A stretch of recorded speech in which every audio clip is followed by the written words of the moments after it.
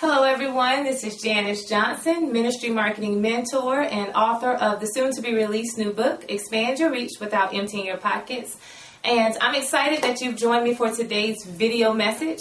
Today, really, all I want to do is encourage you. Now, I was sitting here in my office preparing my notes and getting together. I'm getting ready for my upcoming event, which is, about 10 days away. The Road to Expansion Live event, which we're having here in Atlanta, Georgia. I'm so excited. I get to work with pastors and Christian leaders like those of you who are watching this video, who really want to take their message out to the world in a big way. They want to be very deliberate about it. They want to save time and energy and money doing it well the first time. And so I'm working one-on-one with these guys in a closed-door workshop here in Atlanta. And I'm very excited about that. So as I was preparing, I was like, you know what?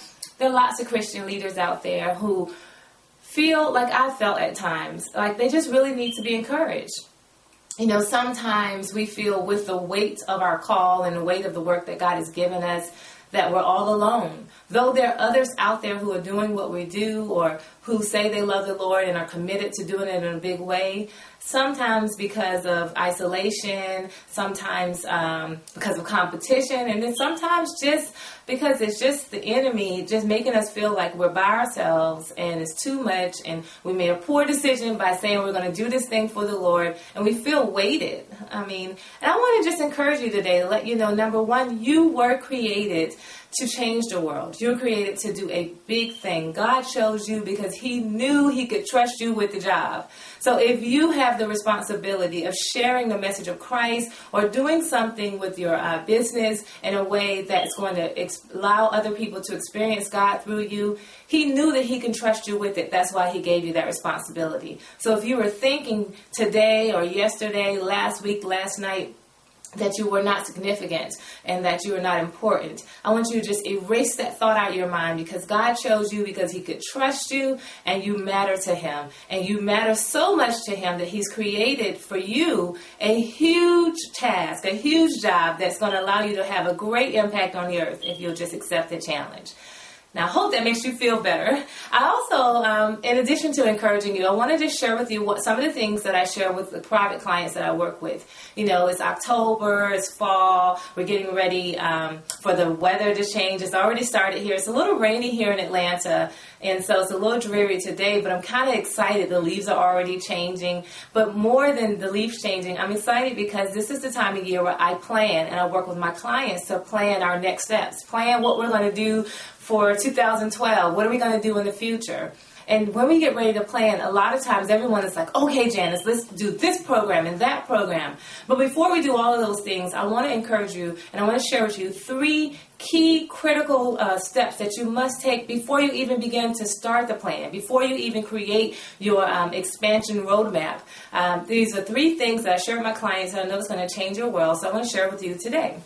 The first thing is you will need to shift your thinking from possibility to impossibility. Now you're probably wondering, Janice, what in the world do you mean, shift my thinking from possibility to impossibility? You know, sometimes when we're getting ready to do that major thing that God has called me to do, and someone will say to you, well, you know, maybe you should, plan a big conference, or maybe you should write a book, or maybe you should record your first CD series, or maybe you should hire some people on your team full-time to work with you. And you're saying, that's possible, next year is probably possible that we can do that. But I want to encourage you, and I really want to inspire you and let you know, I want to challenge you a bit and share with you that the Word says in Matthew that we are His disciples, and if we are Christ's disciples, nothing is impossible to us. So shift your thinking from maybe it's possible to nothing is impossible. That's a different level of faith. That's that no holds barred, nothing can stop me. I'm going to make it happen because God created me to do it type of faith. So I want you to shift your thinking from possibility to impossibility. The other thing that I would like for you to do is, this is a big one, guys. Now, before I share this with you, this is not popular, but this is when you're doing the work that Christ has called you to do, this is what you have to have on your side. Number 2, you have to be willing to offend. Now, the message of Christ and the mission of Christ is somewhat offensive. It's offensive, of course, to believers and those in secular markets. But do you know that it's also offensive to those that are believers? There are some people out there who are not sold out. There are some people who are not committed enough to the mission and the message of Christ, and they'll want to entangle it with a lot of other stuff to make it work and to make it popular and to make it fly. And so as you plan your next steps, as you set out to really expand your reach, remember, this is more than marketing. This is ministry. And ministry is about service unto God. And service unto God may mean that you'll have to offend sometimes your brother, sometimes your cousin, sometimes your colleague, sometimes your fellow pastor, friend, leader. And in order to do this thing in a way that pleases God and is going to allow you to reach the people that He intended for you to reach, you have to be willing to offend. And the third and final step, just laying the framework before we expand our reach, I wanted to share with you that, this is a big one. You want to practice the 3 P's. Now in marketing we have 4 P's. We got the pricing, the packaging, the positioning, and the pricing, packaging, positioning, and some other P. I'll think about it in a minute. But I want to share with you 3 P's. And the 3 P's for expanding your reach is to pray.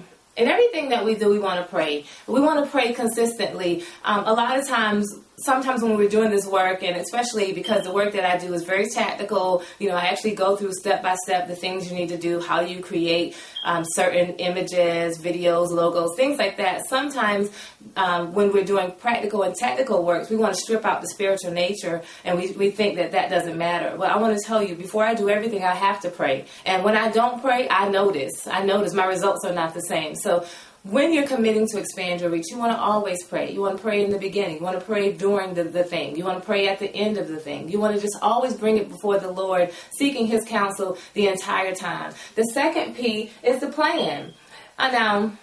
I know I'm talking to leaders, and as leaders, you're already planning. You're probably not planning. I work with you, so I know. You have a huge vision, you have a great idea, and you know you want to make it happen, but you haven't stopped long enough to create the roadmap, the plan on how you're going to get there. I want to tell you that the only way that you're going to be successful, the only way that you're going to be truly successful and sustain that success is to create a plan, a well thought out plan. And the third part of expanding your reach is to possess. So many times we pray about a thing and we plan and we get together with these teams and we have these huddles, and I'm looking at my office at all of these flip charts and these sticky notes, and God will open up the door. He will answer our prayer. And then we'll just stay paralyzed because it's like, oh my gosh, you did it. You said yes. And we won't possess the thing that God created us for. We won't possess the land. We won't walk into exactly what He created and called us to do. We won't serve the people in the way that He created us to serve them.